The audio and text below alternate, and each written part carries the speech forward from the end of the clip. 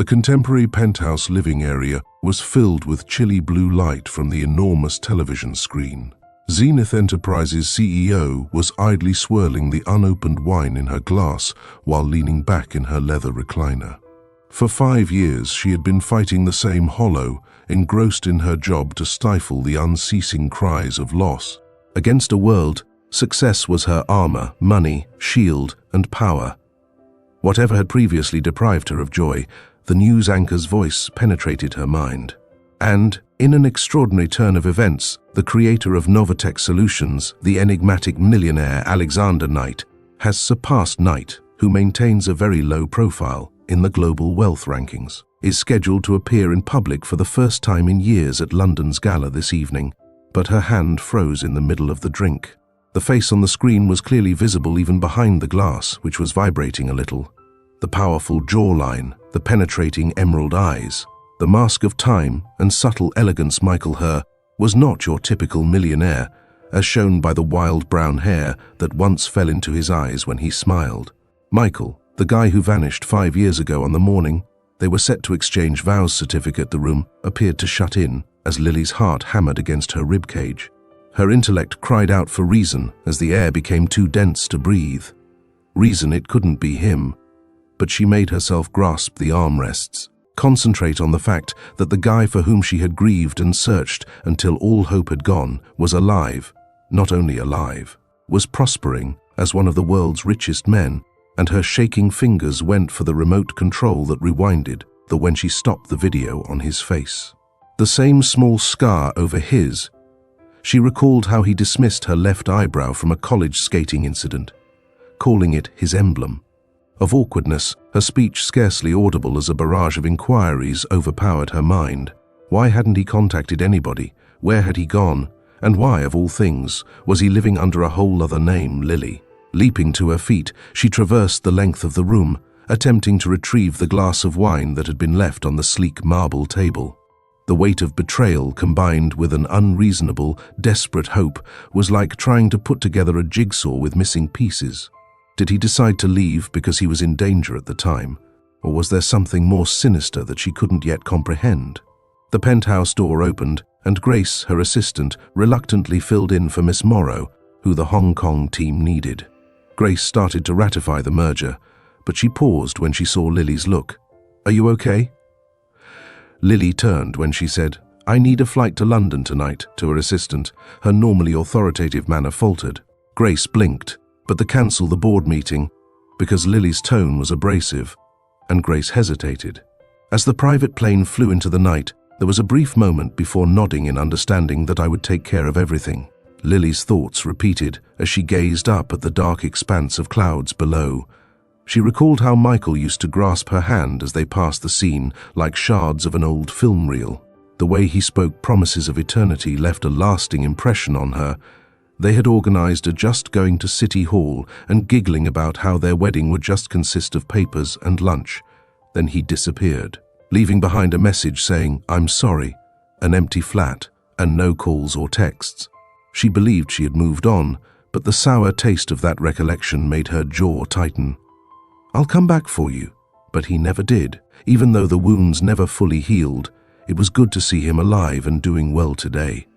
Like an insult to all the tears she had cried, she demanded answers and would do whatever it took to obtain them. The Gara, the walls he had constructed around his new home, was a display of luxury and riches.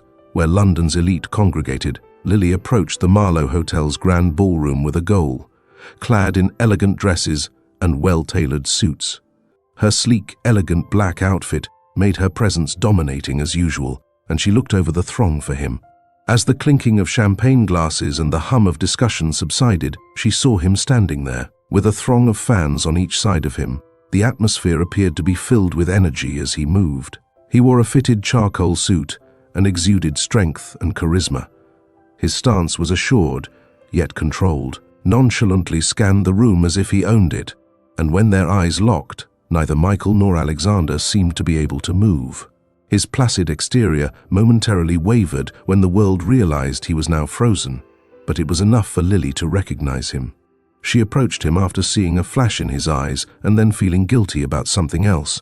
The throng seemed to stop talking involuntarily when their heels scuffed the gleaming floor. Sensing the tension, they fell to whispers as Michael spoke to her. He paused, then forced a grin, his voice calm but with a hint of steel. "Go by Alexander," and his cool rejection has suddenly made her heart ache.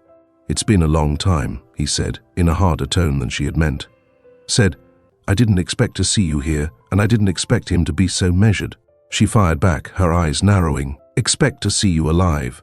Before he could reply, the host ceased when the ceremony began. Applause briefly broke out on the stage. Michael is aware that Alexander used the diversion to move closer to him, breaking the tense quiet between them.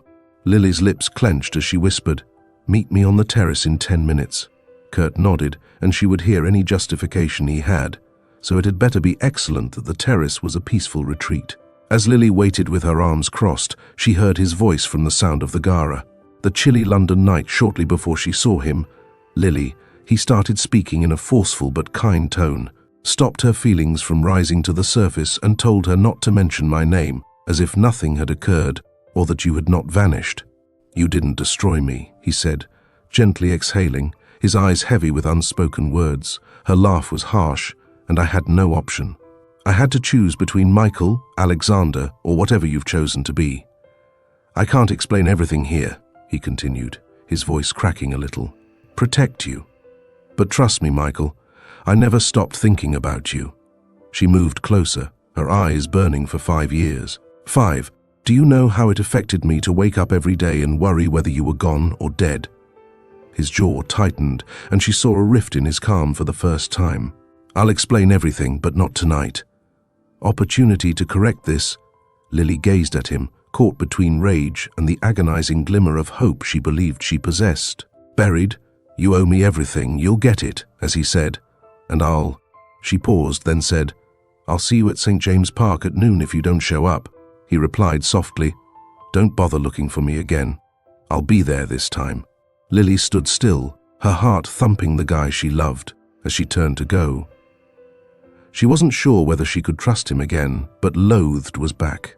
Lily's morning started out in a fog of restless nightmares and unresolved issues. The appearance of Michael, no Alexander, had sparked feelings she had suppressed for years. Anger and optimism, together with ambition and loss, coiled firmly in her chest, fighting for dominance. By the time the sleek black sedan arrived, could she trust anything he said after his betrayal? Having made up her mind, Lily walked out of St. James's Park. The famous London park was bustling with morning runners, both residents and visitors, and a fitted coat billowed gently in the wind. Savoring the fresh air, she looked across the throng with her keen eyes, not needing to go far to see a familiar face. Long Alexander was already there, clothed and resting carelessly against a lamppost, his face impassive. In sharp contrast to the dominant presence he displayed the previous evening, Lily was dressed casually in a dark coat and sweater.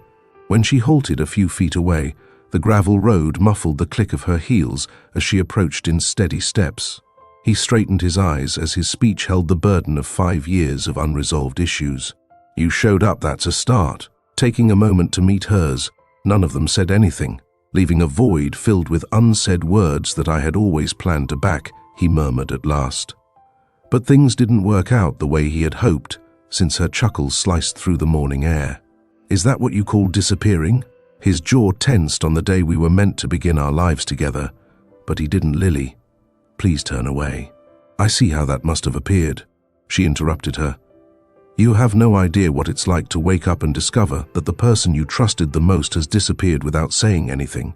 Alexander, I spent years wondering whether you were dead or if her voice had just disappeared." "I'm sorry," he said it quietly. "You earned it." I winced at the sheer agony in her words. "It would be better if I didn't damage you, so why did she insist that I leave?" He paused, perhaps considering how much to share the day I told him. "For so long, and why the hell are you living as someone else?" "I left because I believed I was keeping you safe, but there were dangerous individuals who would have harmed you to reach me. I can't offer you a reason why somebody would target you," she said, frowning and crossing her arms. "You all the information," but he spoke in a cautious tone. "But at the time I discovered something large placed me in their sights, and I had to vanish to protect you." Her eyes tightened. "And you're claiming that this is a plot, and that you're a martyr?" I'm informing you that, even if it meant violating the law, I would have done all in my power to keep you out of harm's way. Your heart." The word struck her like a slap, causing a glimmer of rage, and she shook her head at something she wasn't ready to define, and he looked about as though to be sure they were not being overheard. For a long, everything was resolved, and I recreated my life with a new identity and name. But the individuals Lily sensed that those who wanted me gone were back and stronger than before. She wouldn't let him off the hook so easy, despite the weight of his remarks, and you still didn't thought to warn me instead. He continued in a quiet voice, "I couldn't risk leading them to you because you were alive. Believed that the best way to keep you safe was to remain away. But when I saw you last night, his face faded. Her heart betrayed her, missing a beat, and I was unable to keep away from her any longer. She couldn't forget the years of suffering and the restless nights she spent wondering whether she'd never find closure." Lily inhaled deeply and forced herself to concentrate. "You can't simply, I need answers. Michael has to offer me honest answers. Come back into my life with half-truths and expect me to forgive you." With a little melancholy grin, I said, "I don't blame you. You deserve the truth." Begin conversing as they strolled across the park. Alexander started to tell the tale of his employment as a software engineer, a fairly routine job, until he discovered files containing critical information that shouldn't have been there, describing illicit activities, high-level corruption, and ties to influential people. When he reported it to his bosses, believed he had acted appropriately, but the response was swift and severe, and they accused him of embezzlement. When he stated that, his tone was nasty, freezing my accounts and ruining my reputation. Lily listened to her feelings, which were a whirlwind of incredulity and rage, as they rushed straight after me, and instead of, he said, "Fighting back, you ran. I had no choice." These weren't people with wealth and connections that you might expose with a whistleblower report were among them. I narrowly avoided that first, her voice breaking, "Why don't you come to me tonight? We could have faced it together." His eyes met hers, and they were filled with the words lingered between them, heavy with sadness, that I couldn't pull you into that type of peril because you meant too much to me. For a brief while, Lily was at a loss for words since she wanted to trust him, and that although her withdrawal was an act of love rather than desertion, she was nonetheless too hurt and exhausted to forgive so readily. And she finally questioned why she should return now because he added in a grim tone, "Coming for me again. But this time I'm prepared since I have answers I can fight back, sis friends, but I need your assistance." Lily froze, her thoughts whirling. "Influence," he said. "I need someone I can trust to help you make connections. You're asking me to trust you after everything, and I know I have no right to ask, so I'll just chuckle a little. Acknowledged, but I'm alone for a while." Lily looked at him, looking for any indication of what she saw was a guy who had been cautioned down by years of survival. Yet he's still retaining a little of the Michael she used to know, even if she detested that aspect of herself. "I'll give it some thought," she replied. He nodded at last, but don't interpret this as forgiveness since his face was too inscrutable. Later that day, when Lily returned to her penthouse, the weight of the discussion that had ended hung over her. Get rid of the sensation that things will shift in her life in unexpected ways, because Michael or Alexander had opened the door to a world where she would be understood. And entering it was both unavoidable and horrifying, as a single thought crossed her mind as she gazed out at the metropolitan skyline. Could she trust him again? If not, what would it be? After her encounter with Alexander, the days that followed were a haze of sleepless nights and unresolved issues. Lily couldn't get rid of the nagging suspicion that his abrupt return was more complicated than he was revealing. But she couldn't ignore the glimmer of hope for answers, closure, and maybe even optimism. When her phone rang late at night with an unfamiliar caller, she responded without thinking of the guy she previously loved.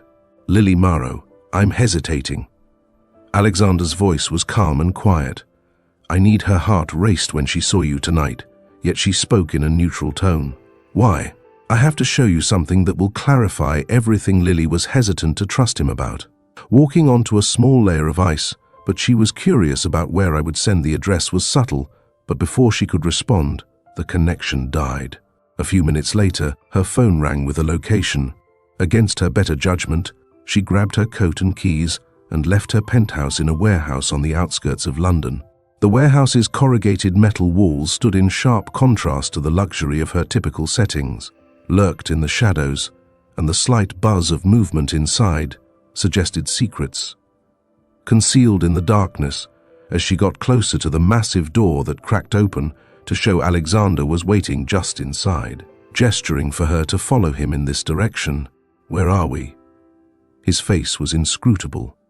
Despite the uneasiness churning in her gut, she inquired in a firm voice as Yuke led her down a little corridor that opened into a large room with computers, monitors, and a group of workers who hardly gave her a sidelong look as they worked. A mosaic of interwoven mysteries was created by pinning maps, charts, and photos on the walls.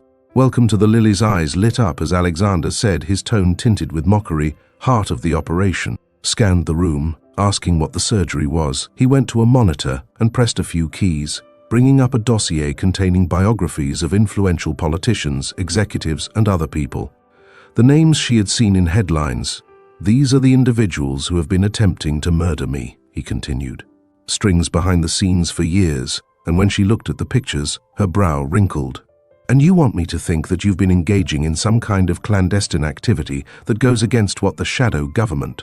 You don't have to trust me," Alexander said, leaning closer and piercing his eyes. "Take a look at the proof." He gave her a tablet filled with documents, emails, financial information, and videos. She started to get engrossed in illicit weapons sales and extortion plots as she scrolled through the enormity of what she was witnessing. Offshore accounts linked to well-known persons were incriminating, so why was this shown to me? "Since you're the only one I trust," she asked in a softer voice now. Lily's heart skipped a beat. "Because they'll pursue you too as soon as they discover we've reunited. They already know about you," he continued coldly, "and you've been under monitoring, putting me in risk just by being here." Her blood ran cold ever since the day I vanished. "What are you talking about?" Alexander gestured toward a monitor, showing her video of her penthouse taken from a different perspective, which she didn't realize was live. He said, "They've been watching you for years," Lily thought as she gazed at the television, her thoughts racing. She went to Alexander because she felt sick to her stomach from being watched and having her life invaded without her knowledge. "You should have told me I didn't want to scare you," she replied, her voice shaking with rage. "But now that I'm back, they'll increase. We must move quickly." Her instinct told her to go and break off contact with this guy who had caused upheaval into her life. But the proof was too strong to ignore, and there was a tenacious streak of devotion hiding behind her rage. She remarked in a tight tone, "What's your plan?" Alexander's shoulders relaxed a little, as if she had implicit consent that we remove them and reveal their network was indicated by the inquiry. He looked into her eyes and said, "Disturb their operations and make it impossible for them to rebuild." With his eyes flaming with resolve, Alexander's staff must have worked non-stop for the following 3 days, persistently revealing further conspiracy facets while Lily granted access to her own network of connections and resources. She was pulled farther into the web of intrigue, her initial doubts turning to a reluctant faith in Alexander's mission. But she knew that trust was brittle, and one night, uncertainty lurked in the back of her mind. She eventually expressed her concerns as they went through paperwork in the dark warehouse. "What if this is all just?" Her voice was hardly audible above a whisper as she said, "What if you're using me like you did before?" "Alexander?" Another lie, glanced up from his laptop, earnestly saying, "I know I've wounded you, Lily," and he pointed to the files around them and said, "If I have to, I'll spend the rest of my life making it up to you, but this is true. And I need you to believe that," she said, holding his eyes while looking for any indication. Of dishonesty, she saw open, naked vulnerability. Wasn't a solution, but it was sufficient to sustain her for the time being. As the procedure progressed, Lily's every action she took was weighed down by invisible dangers. One evening, when she got back to her penthouse, she discovered her senses were on high alert. And when she pulled her heart open, it sprang into her throat.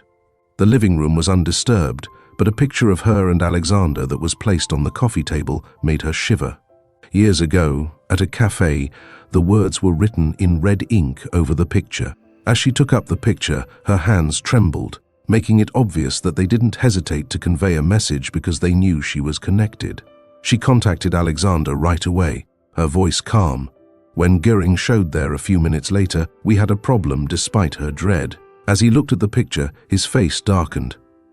"They're trying to scare you and it's working," she acknowledged, but it's not going to stop me." His eyes became softer and he moved closer, speaking softly. "Lily, you let them win. You've already taken enough chances. You don't need to do this," she added. Alexander's lips quirked as her eyes blazed.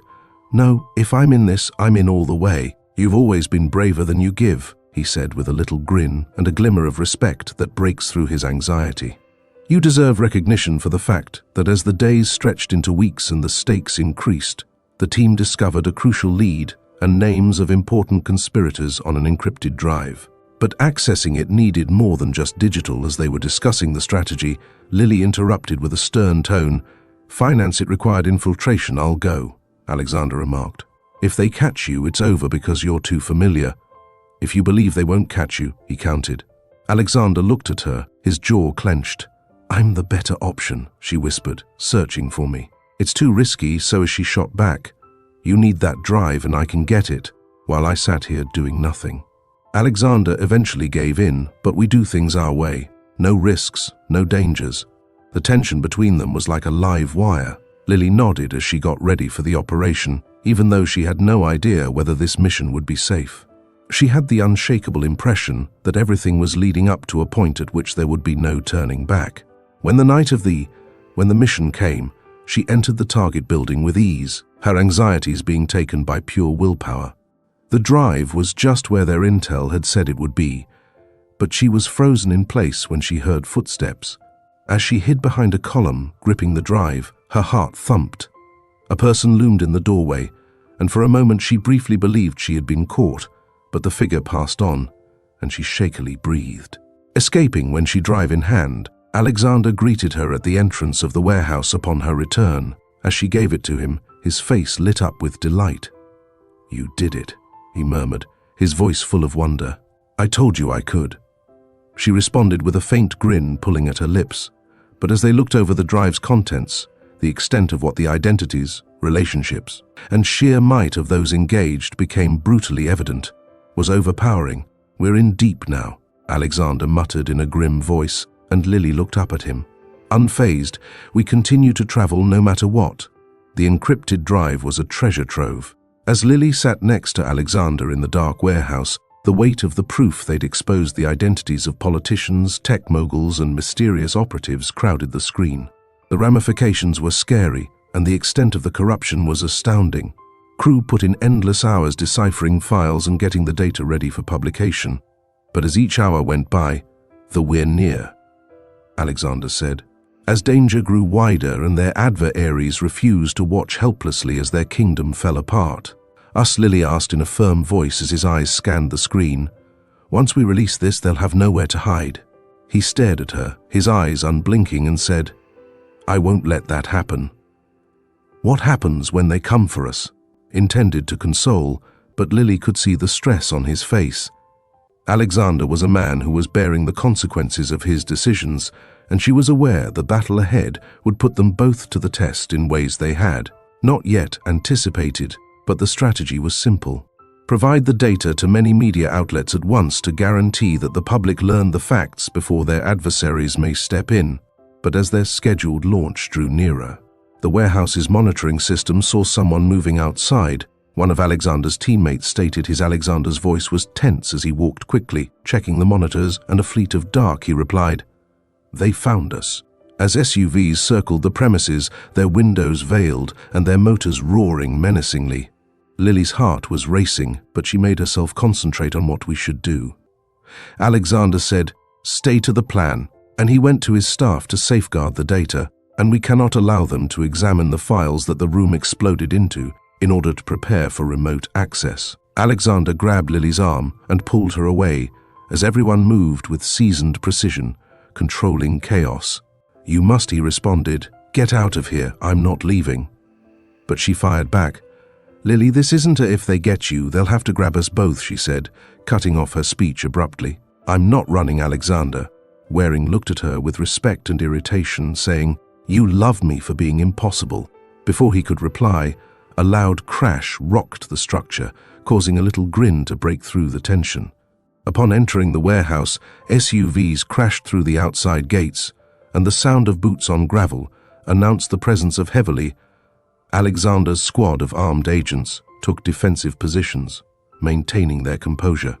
Efficiency, which was a result of years of planning, but Lily was aware that their only Alexander remarked in a tone that left no space for doubt that the opportunity was to buy time for the data to be transferred by staying near me. Disagreement broke out as the first wave of assailants entered the facility. With her pulse pounding, Lily crouched behind a steel pillar as gunshots split the air. Alexander moved precisely. As the conflict raged, the operative's unrelenting focus, as he directed their resistance, made the minutes seem like hours. Despite their relentless efforts to destroy the evidence and completely suppress the whistleblowers, Alexander's team resisted. Utilizing all available resources, Lily was thrown into the thick of things, her heart racing as she battled to keep the information safe. She wasn't a soldier, but her strength came from desperation and willpower. "Nice swing, Alexander."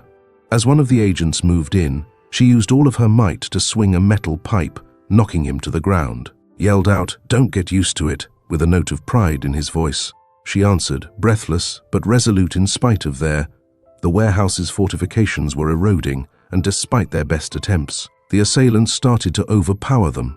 The upload was only halfway through. Alexander realized they were running out of time and that they needed to activate the failsafe. A number of covert servers were activated as one of his team members nodded and entered a command into the system, making certain that the data would be shared, even in the event that the main hub was hacked, the team member said. "But we won't be long until they follow the signal." Alexander glanced to Lily, who paused her stare before saying, "We have to go." "We can't risk it," he continued. "But what about the others? They'll follow." "Reluctantly, you're staying here," she said, nodding as they headed for a secret exit. As they disappeared into the darkness, the noise of gunshots and cries subsided, but the burden of their escape remained. In sharp contrast to the mayhem they had left behind, the safe home was modest and unpretentious, nestled as they approached a peaceful area of the city. Lily collapsed into the ancient sofa. Her fatigue finally taking over, Alexander walked the room, his thoughts obviously racing. "The data are now available, and it will be soon." Lily said, "Quiet." We lay low for a while, and he replied, "The world sees the truth and what happens to us. When the dust settles, we'll decide what to do next." She examined him, her feelings a complex jumble of relief, rage, and he acknowledged that it's how I've survived. "But is it living?" she questioned. "Lingering love? You always think one step ahead, don't you? Is it the kind of life you want?" Her voice is kind but direct, and she's always running and watching your back. He stumbled and turned to face her, his face open. "I opted to safeguard this life, even if it's not the one I desire." For a minute, none of them responded as the weight of his words sank between them. But then Lily rose and crossed. "You don't have to do this alone," she remarked in a firm voice as they closed the space between them. Now that they were together, Alexander's eyes became softer, and she noticed she gave a feeble response to the guy she had fallen in love with, who murmured in a low voice, "I don't deserve you." A soft chuckle slipped him as he grabbed for her hand, smiling at her lips. "But you're stuck with me nevertheless." As the first wave of dawn swept over the city, they entwined their fingers and whispered, "Thank you," in an emotionally charged voice. News stations worldwide took up the story as it started to make headlines, and their broadcasts were full with the list's identities were no longer untouchable due to scathing revelations, exposing their secrets to the public. However, Alexander and Lily understood that their adversaries would not be defeated without a struggle, therefore the battle was far from done. Might result from their defiance in reprisal, but for the first time in years, they looked to the future with optimism. In the weeks that followed, arrests were made, governments were overthrown, and the fallout from the files reverberated around the world. When lengthy hidden truths emerged, Alexander's name became a byword for bravery and tenacity, despite the fact that he stayed out of the limelight, afraid to take center stage for Lily, whose path was as much about healing as it was about justice. She had obtained the answers she was looking for, but more significantly, she had discovered a fresh sense of direction, and in the one evening, as they were sitting on the balcony of their most recent home, she had found the love she had believed she had lost. Safe house. Lily looked at Alexander with a contemplative look on her face. "Do you ever wonder How would things have turned out if you hadn't vanished? He looked into her eyes, which were filled with silent remorse each day she touched his hand and grounded him. We cannot alter the past, but we do have an opportunity to create something new together. A grin pulled at his lips, as the hope of a future they would confront side by side replaced the burden of their journey as they watched the sunset. For the first time in years, they were precisely where they were supposed to be, even if the world would never be the same. To remain together and unbroken